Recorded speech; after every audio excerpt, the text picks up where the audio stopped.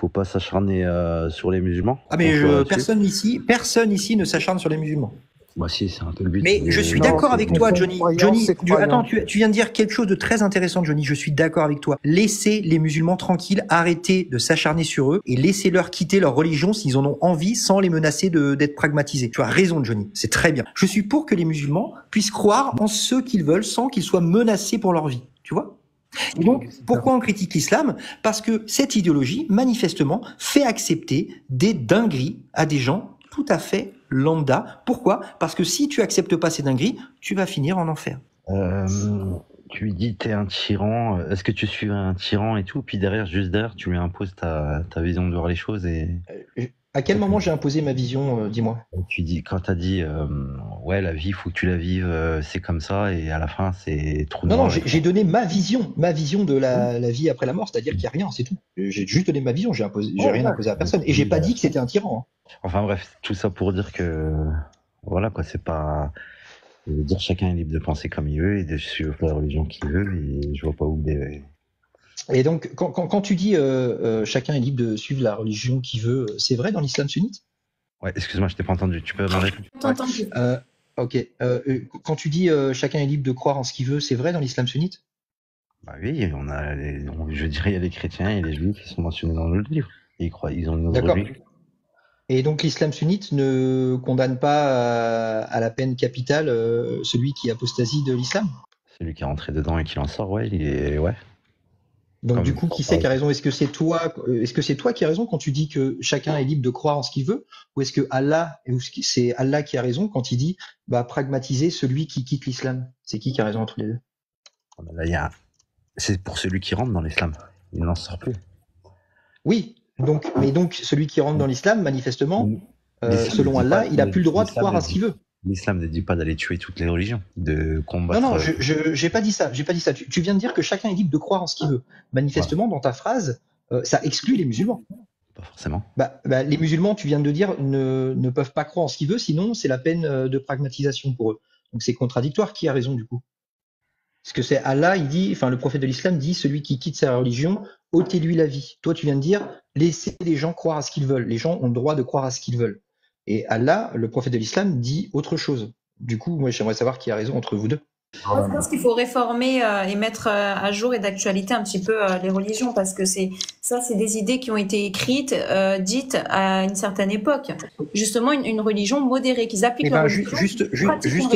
Justement, Johnny Flush va pouvoir nous dire si, sur ce thème précis, la peine de l'apostasie en islam, est-ce que c'est toujours d'actualité aujourd'hui, ou est-ce que c'est dépassé, ou est-ce que c'est encore autorisé ? C'est encore autorisé. Donc du coup, ça vient en contradiction avec ce que tu viens de dire juste avant, à savoir n'importe qui peut croire en ce qu'il veut. Du coup, comment tu gères, Johnny, cette contradiction entre ce que tu as dit tout à l'heure, chacun peut croire en ce qu'il veut, et l'islam sunnite qui te dit, non, les musulmans ne peuvent pas croire en ce qu'ils veulent, sinon il y a peine de pragmatisation. Donc pour redire ce que je disais au début, ce que j'ai dit en premier, chacun est libre de croire ce qu'il veut. Par contre, en ce qui en est l'islam, c'est un pacte. C'est-à-dire celui qui a décidé de rentrer dans l'islam, il devient musulman à vie. D'accord. Donc ta phrase de tout à l'heure qui disait laisser les gens croire à ce qu'ils veulent, ça, en fait, cette phrase-là, elle exclut toute une partie de la population mondiale, à savoir les musulmans. Non. Si, puisque tu viens de dire que chacun est libre de croire en ce qu'il veut. Manifestement, les musulmans. Que tu crois en Dieu, que tu crois pas en Dieu, que tu sois juif, que tu sois chrétien. Je veux dire, les chrétiens, les juifs sont mentionnés dans notre livre. C'est-à-dire, tu peux l'être. Mais si tu décides d'être musulman, il y a un choix que tu fais, et que c'est un choix, c'est une décision que tu prends, et qui est, et qui demande à être loyal toute sa vie, et rester musulman toute sa vie. Voilà. D'accord, donc tu es pour la liberté, tu es contre la liberté de culte, la liberté de croyance. Pardon, Jordan. Je voudrais poser une question pertinente. Vas-y. Johnny, c'est un pseudo, je suppose. Je suppose pas que tu t'appelles Johnny. Est-ce que tu es musulman de naissance, on va dire ? Est-ce que tes parents étaient musulmans ? Non. Est-ce que quand tu es devenu musulman, tu étais au courant de cette loi qui disait que tout musulman apostasiant de sa religion était pragmatisé ? Oui. Tu étais au courant ? Oui. Est-ce que tu penses que c'est sûr, certain que tu resteras musulman jusqu'à la fin de ta vie? À 2000%, oui. À 2000%? 4000 même, si tu veux. À l'infini même. Johnny, j'ai une autre question. Tu es pour ou contre la torture des bébés, toi? La torture des bébés? Ouais. Oula, tu veux en venir où là? Non, dis, réponds. Est-ce que tu es pour ou contre? Non, mais vas-y, va direct. Avant de te dire où je veux en venir, j'ai besoin que tu me donnes une réponse. Donc, vas-y, dis-moi où tu veux en venir directement. Non, j'ai besoin que tu me donnes une réponse.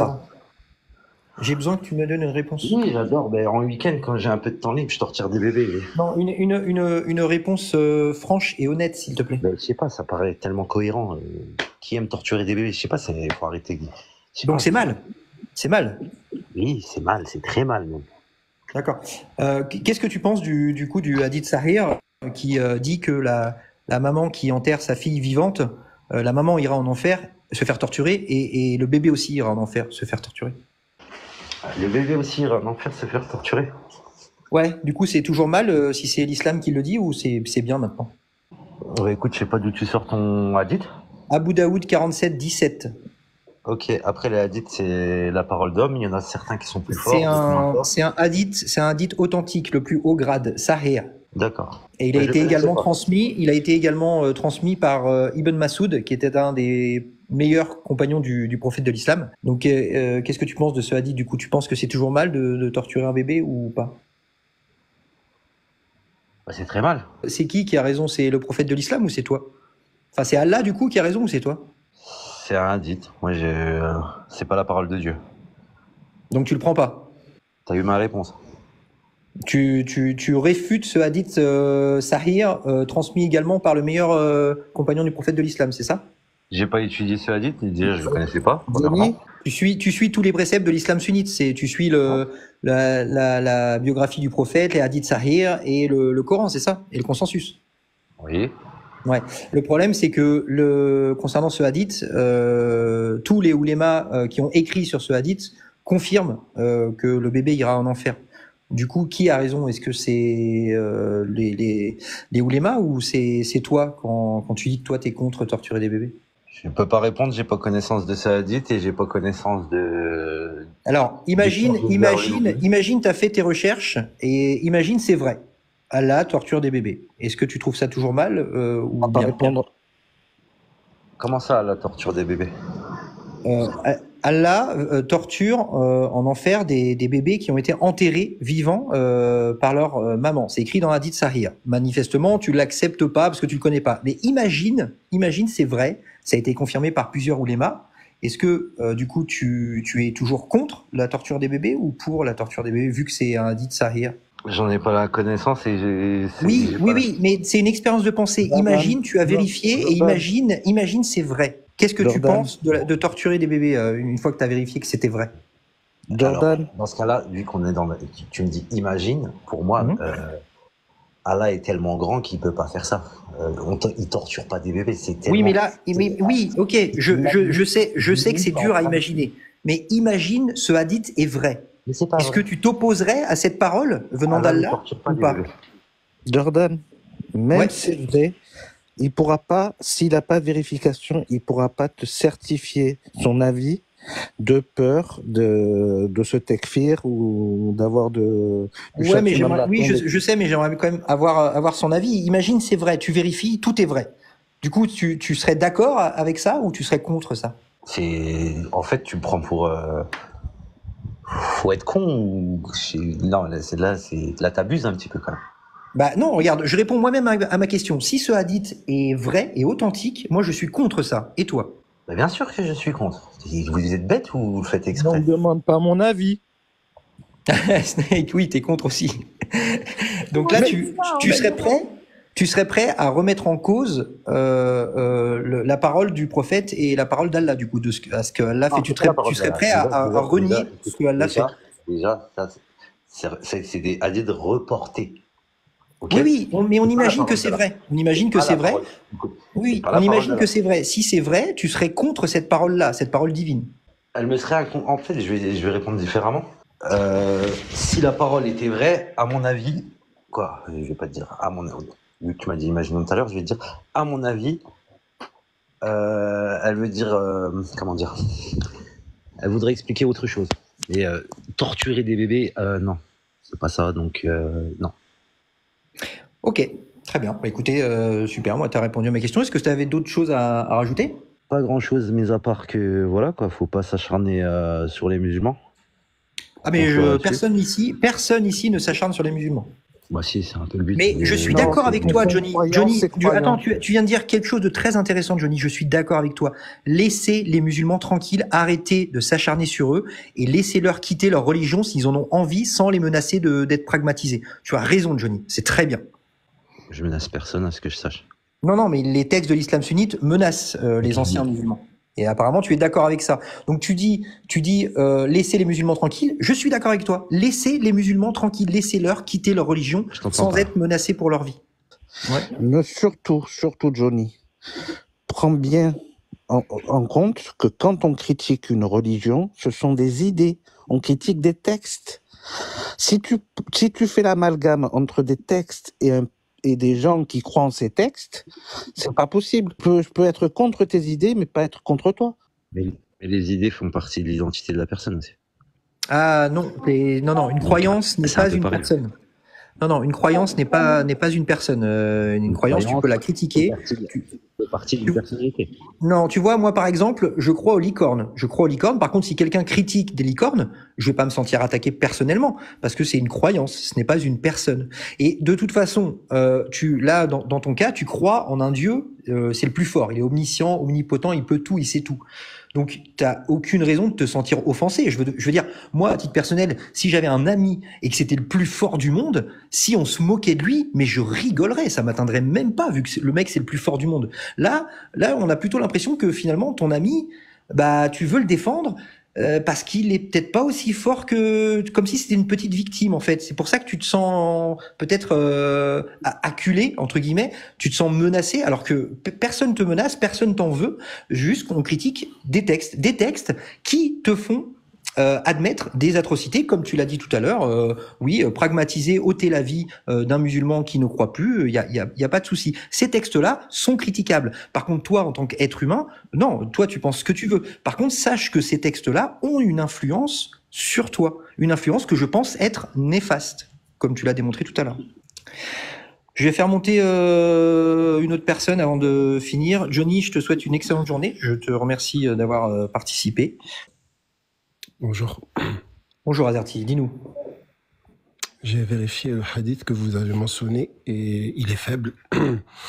Également, ce qui appuie cela, c'est qu'en fait, dans la sourate 81, versets 8 à 9, justement, là, il nous dit que le jour... Enfin, je ne l'ai pas en tête, il faudrait peut-être la lire.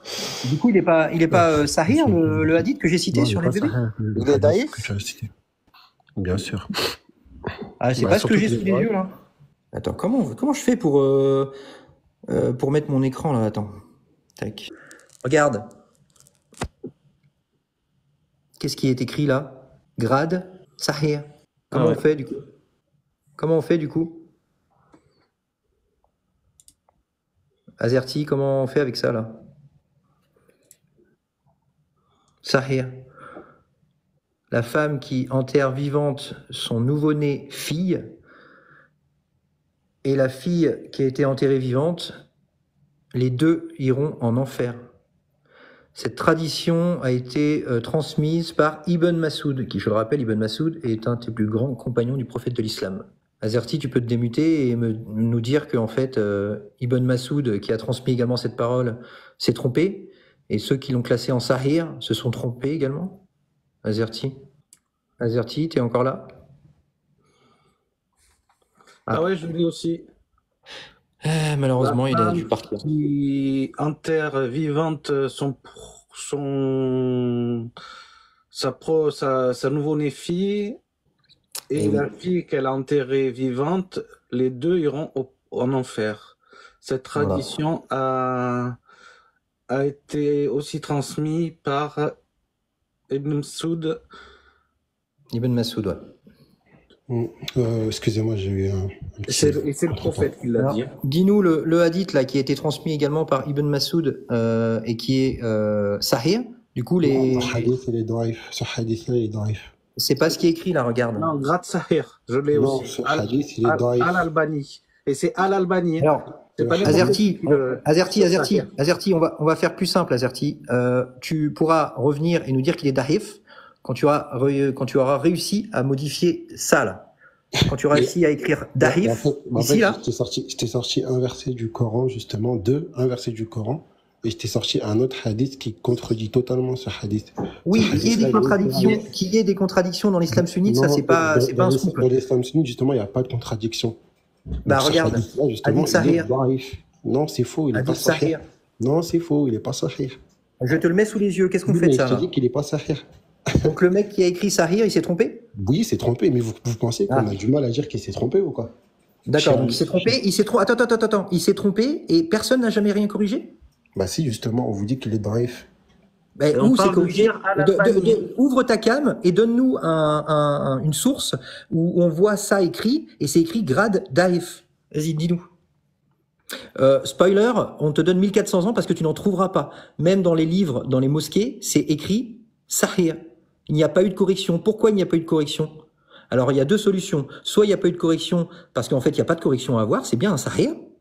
Soit il n'y a pas eu de correction parce qu'en fait, c'est un complot des sionistes, certainement. Voilà. Donc, écoute, tu pourras revenir quand tu auras fait en sorte que ce Sahih-là devienne Daif. Sur tous les sites musulmans anglais, francophones et dans les livres, quand ça aurait été modifié, tu pourras venir et dire il est daif. Ouais, on pourra le vérifier tous ensemble, il n'y a pas de souci. Ok, ça marche. Mais là, pour l'instant, il est sahih. Hein, je suis désolé. Du coup, les versets et tout que je vous ai donnés, tu jettes à la poubelle du coup. Ah moi je jetterai à la poubelle. Moi, je ne crois pas en tout ça. Moi, je t'expose juste les textes, des textes qui sont contradictoires manifestement. Il n'y a Mais pas de contradiction. celui-ci est sahih. On vous dit dans Azerty, tu penses bien que tu parles à des athées, que nous, on jette toutes les religions à la poubelle. Pas une, toutes. Bah pourquoi vous parlez d'islam alors? C'est la seule religion qui ose encore ouvrir sa bouche pour dire qu'elle a raison, que c'est la vérité, que Bien sûr que ne se remet pas en question, qui se... Bien sûr. Voilà. Tu vois, c'est pour ça. Vous pouvez dire tout ce que vous voulez, vous avez même le droit de blasphémer, critiquer, mais ça reste la vérité. Qu'est-ce qu'il arrive à la personne athée, mécréante qui blasphème en islam? Que vous voulez qu'il vous arrive? C'est dans un verset pourtant du Coran. Bah vas-y, dis-moi. Tous ceux qui sèment la corruption sur terre, Et donc, à ceux-là, on doit leur enlever les décapsuler, les c'est écrit où? crucifier, que leur main droite et leur jambe gauche soient coupées ou qu'ils soient expulsés du pays. Je vais faire plus simple. Qu'est-ce qui est prévu pour les apostats en islam? Azerty, qu'est-ce qui est prévu comme peine pour ceux qui quittent l'islam dans les textes? Celui qui quitte l'islam et qui vit en paix, celui-là, on lui fait rien. Celui qui quitte l'islam et qui sème la corruption, celui-là mérite l'exécution. Oui, et c'est quoi la corruption? Et c'est quoi la corruption? Semer la corruption. Est-ce que si moi, si je suis ancien musulman, je passe mes journées à critiquer l'islam, à dire que c'est de la merde, est-ce que je mérite de... Alors, on reviendra juste te contredire. Mais si par contre tu vas sur la place publique et tu commences à dire oui, c'est de la merde, etc., et qu'en gros tu sèmes la corruption dans le pays, le désordre, là, tu risques gros. D'accord. Donc en fait, si un musulman devient apostat, il a juste à bien fermer sa bouche. Non, il peut parler, mais... D'accord, donc on va non mais ok, il peut parler. Imaginons, il y a tout un groupe de musulmans dans un pays qui applique parfaitement la loi d'Allah. Ils sont là à la machine à café, ils discutent, et il y en a un qui dit tiens, toi Amir, t'as fait le Ramadan aujourd'hui? Et Amir il dit bah non, je suis plus musulman, je crois plus. Pour moi c'est de la connerie tout ça. Pour moi c'est vraiment Allah il n'existe pas. Allah n'existe pas. Vous le conseillez pendant des jours, des semaines, des mois. Il est toujours athée, il est toujours apostat et il refuse de revenir à la religion. Qu'est-ce qui se passe dans ce cas-là? Qu'est-ce que tu veux qu'on lui fasse? Qu'est-ce qui se passe dans les textes de l'islam sunnite? Est-ce qu'il sème la corruption, justement? Bah oui, puisqu'il arrête pas de dire à chaque fois qu'il en parle à la machine à café à ses collègues, il arrête pas de dire non, l'islam c'est de la merde, moi j'y crois plus. Alors, ses collègues à l'échelle d'un pays, c'est rien du tout. Nous, on parle de ceux qui sèment la corruption dans le pays. Oui, il va aussi dans la rue. Il va dans la rue et il dit avec une pancarte l'islam est la fausse vérité. L'islam est la fausse religion. Attends. Jordan, Oui. Tu sais que le mec, il en a parlé juste à la machine à café. Il suffit qu'il y ait un témoin de son apostasie. Oui, je sais. Et qu'il ait fait ça. Si le mec, il le dénonce pas, il aura la moitié de la peine. Et Oui, qu'est-ce oui, que la je sais, moitié je de la sais. peine de la pragmatisation. Ah, d'accord. Je Mais sais. vous, du coup, ça vous fait quoi, ça? Du coup, vu que Non, vous non, êtes athée. mais on va au bout. Après, je vais pouvoir répondre à ta toute question du début une fois que tu auras répondu à ma question. Ce mec, cet apostat là, Amir, ne se calme pas. Il va jusqu'à dans la rue avec une pancarte écrit Allah is gay. Qu'est-ce qui va se passer pour lui? Là, il va se faire arrêter, emprisonner. Ouais. Et après, au bout de 3 jours, s'il revient pas à l'islam, qu'est-ce qui se passe selon les textes? Il se fait exécuter. Voilà. Et toi, t'es pour ça ou t'es contre ça? Oui, la loi d'Allah est parfaite. T'es pour ça? Oui. Et Voilà. donc, vous Bah, avez tu viens pas de répondre d'argument toi-même à ta sauf- question. Pourquoi? Tu viens de répondre toi-même à ta question. Pourquoi on critique les textes de l'islam sunnite? Non, Parce que c'est pas dans pour les ça. textes, parce que dans les textes Parce de que l'islam peut-être ça sunnite, rapporte parce que dans les textes de l'islam sunnite, Pourquoi je te tu mute mutes parce que je veux finir ma phrase. Parce que dans Pourquoi les tu textes de l'islam sunnite, il y a un consensus, effectivement, qui empêche les musulmans d'avoir leur liberté de culte, qui Oui, empêche les d'accord. musulmans de croire en ce qu'ils veulent. Et moi, D'accord, les je grands suis humanistes. pour que les musulmans puissent croire en ce qu'ils veulent sans qu'ils soient menacés pour leur vie. Tu vois? Et donc, pourquoi on critique l'islam? Parce que cette idéologie, manifestement, fait accepter des dingueries à des gens tout à fait lambda. Pourquoi? Parce que si tu acceptes pas ces dingueries, tu vas finir en enfer. Voilà, j'ai répondu à ta question. L'enfer, ça n'existe pas, tu n'y crois pas. Non, mais je te parle dans ton cas de figure à toi, dans ton paradigme. Si tu remets en question les paroles d'Allah et du prophète, tu finiras en enfer. C'est pour ça qu'on critique l'islam, c'est parce que ça vous fait accepter, enfin certains musulmans, ça vous fait accepter des dingueries. C'est quoi la base de l'islam, s'il te plaît? J'en ai aucune idée. Moi, du moment qu'une idéologie empêche les musulmans de croire en ce qu'ils veulent, moi, ça me pose problème. Et toi, est-ce que ça te pose problème de savoir que des musulmans n'ont pas le droit de croire en ce qu'ils veulent, ou est-ce que ça te pose pas de problème? Qui t'a dit ça? Oh là là, mais en fait. Tu viens de l'admettre, ceux qui critiquent l'islam, les anciens musulmans qui critiquent l'islam méritent la peine de pragmatisation. Tu viens de l'admettre toi-même. C'est toi qui me l'as dit. Maintenant, toi, est-ce que tu es pour que les musulmans puissent croire en ce qu'ils veulent, ou est-ce que tu es pour menacer de mort tes frères musulmans? Mais que chacun croit en ce qu'il veut, c'est tout. C'est pas ce que dit l'islam sunnite. Oui, mais chacun croit en ce qu'il veut, mais maintenant il y a des règles en fait. Oui, tu veux dire que effectivement chacun croit en ce qu'il veut, mais par contre il y a une épée de Damoclès qui est au-dessus de ta tête. Si jamais tu crois plus au bon Dieu, là c'est fini. Par contre, et si tu le dis sur tous les toits, là c'est fini. Comme le Coran le dit, celui qui veut qu'il croit, celui qui veut qu'il mécroit.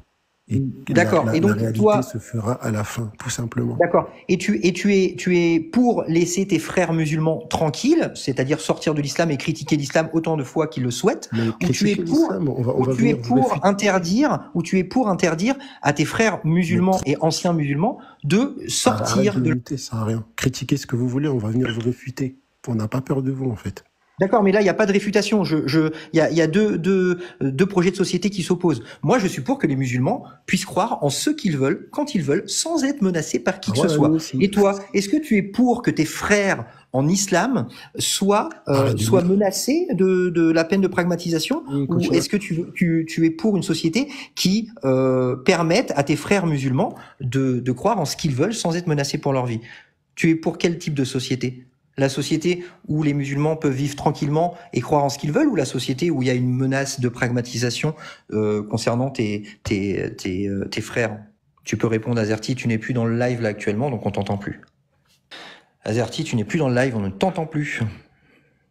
Après, Jordan, il a parlé du principe même de l'islam. Le principe même de l'islam, c'est dans le nom islam, c'est la soumission. Oui, ça, oui, c'est la base, quoi. C'est la base. Mais après, c'est toujours pareil. Je rappelle quand même que l'écrasante majorité des musulmans vivent leur foi sans avoir même connaissance de ce type de texte et sans même suivre l'islam sunnite spécifiquement. Et heureusement d'ailleurs, sinon ça serait un bordel pas possible. Mais bon, c'est ce genre de débat. Pourquoi on critique l'islam? Ce genre de débat précisément, ça vous permet de vous rendre compte que l'islam sunnite spécifiquement fait accepter des dingueries. Là, le mec, il est prêt, il nous a dit, en gros que oui, lui, ça le dérangeait pas du tout de savoir que tous ses frères musulmans étaient menacés de peine de pragmatisation si jamais ils venaient à critiquer l'islam et devenir apostat. Ça le dérange pas. Moi, je préfère vivre dans une société où tous les musulmans de France, même du monde, peuvent vivre leur religion comme ils le souhaitent, peuvent quitter à tout moment l'islam sans être menacés. Voilà, on a deux projets de société qui s'opposent. Après, chacun est libre de choisir le projet de société qui lui plaît le plus. Voilà.